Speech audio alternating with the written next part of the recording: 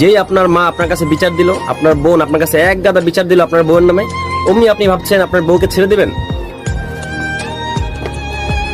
কখনো পরিবারের জন্য নিজের স্ত্রীকে ছেড়ে দিবেন না।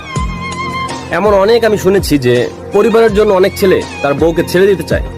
দেখুন, সমস্যা আপনার বউয়ের না হয়ে আপনার পরিবারেরও হতে পারে। এটা একবার ভেবে দেখেছেন? যেই আপনার মা আপনার কাছে বিচার দিল, আপনার বোন আপনার কাছে এক গাদা বিচার দিল আপনার বউয়ের নামে, অমনি আপনি ভাবছেন আপনার বউকে ছেড়ে দিবেন? সমস্যা আপনার মায়েরও হতে পারে, সমস্যা আপনার বোনেরও হতে পারে। শুধু যে পরের মেয়েরই দোষ এটা ভাববেন না কখনো।